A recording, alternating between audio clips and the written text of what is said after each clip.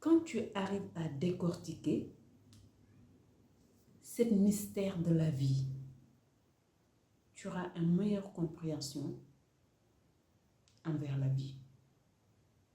En fait, la vérité est que tu n'as pas besoin de personne pour être ce que tu veux être. Mais en même temps, sans les autres, tu n'es rien. Tu comprends ce paradoxe? Dans le monde invisible, tu n'as pas besoin de personne. Mais dans le monde visible, qui est cette réalité qu'on est en train de vivre, sans les autres, tu n'es rien. Quand tu arrives à décortiquer cette nuage, tu comprendras le mystère de la vie. La vérité est que il y a deux mondes qui nous entourent. Mais on a mis l'accent sur le monde visible. Oubliez le monde invisible. Alors que tout se passe dans le monde invisible, qui est dans chacun de nous, car tout est énergie. Tu es l'énergie, je suis l'énergie, nous sommes cette énergie invisible qu'on nomme Dieu. On fait partie de cette énergie. Si tu arrives à te familiariser avec chaque être humain qui est en face de toi, sans voir sa couleur, ni son ethnie, ni sa natalité, le voir tout simplement et ressentir cette union qui est l'énergie de Dieu qui vous unit. Si tu arrives à comprendre ça, sache que tu es déjà loin sur ton cheminement. En fait, à un moment donné, il faut qu'on oublie le monde visible pour se pencher dans le monde invisible, pour pouvoir corriger certaines choses. Car le problème, c'est là où il est.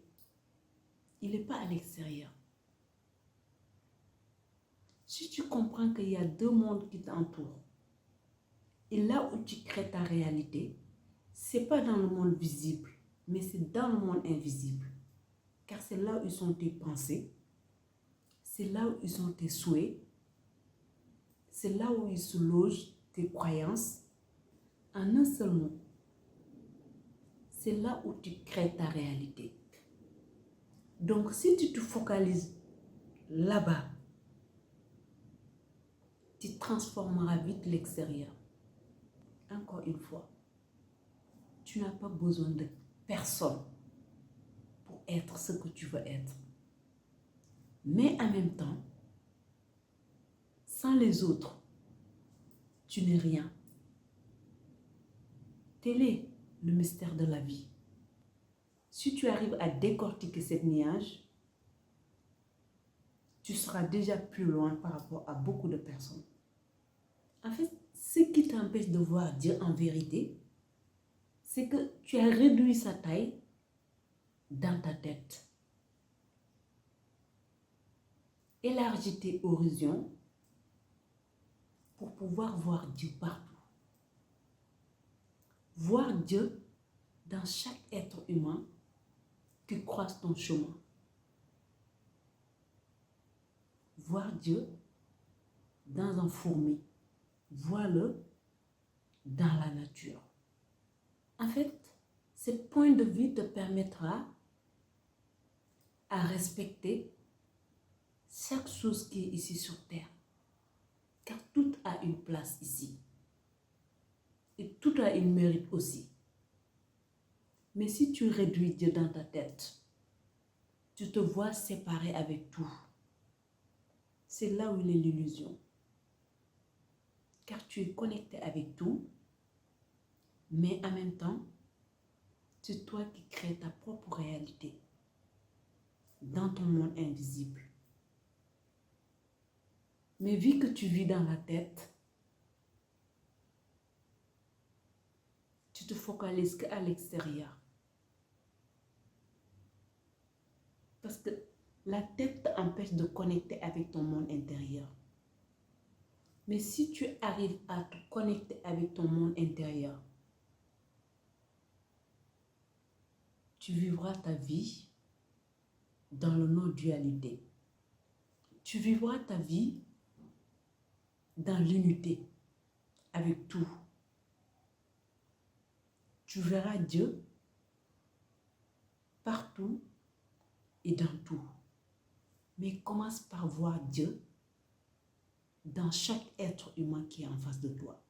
Si tu arrives à avoir le respect que tu dois à Dieu dans chaque être humain qui est en face de toi, tu commences déjà à avancer sur ton cheminement. Le respect doit commencer par soi pour que tu puisses respecter les autres. La vérité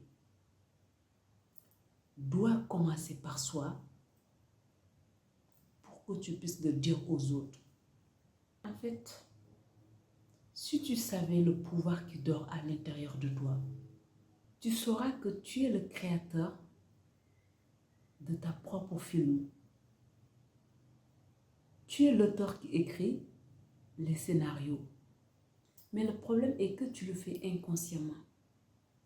Mais c'est toi qui écris les scénarios, c'est toi qui produis le film et c'est toi qui es l'acteur dans ton monde invisible.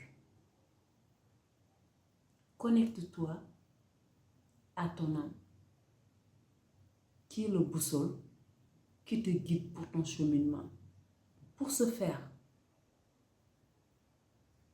éloigne-toi de toutes ces distractions qui essayent de nous noyer dans la masse. Prends ne serait-ce que 15 minutes dans la journée, tu t'assois dans un endroit calme et tu écoutes ce dialogue. Tu n'as pas besoin de le juger, ni de se forcer pour le faire taire. Assieds-toi dans une chaise ou n'importe où, dans un canapé, là où tu veux. Tu peux même t'asseoir en pleine nature. Et tu te observes. Tu observes ces voix-là pour comprendre ce qui t'empêche de te connecter avec ton âme. Car tant que tu vis ici, tu ne peux pas atteindre là. Il faut du calme pour connecter l'esprit et l'âme.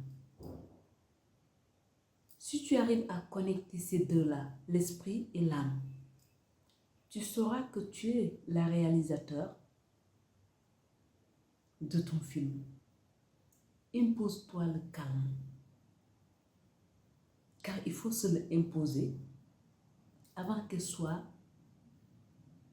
ta nature. Car c'est normal, on vit dans un monde qui est tellement bruyant, c'est difficile d'établir le calme. Surtout tout au début. Mais ça se travaille. Et c'est un travail de longue haleine.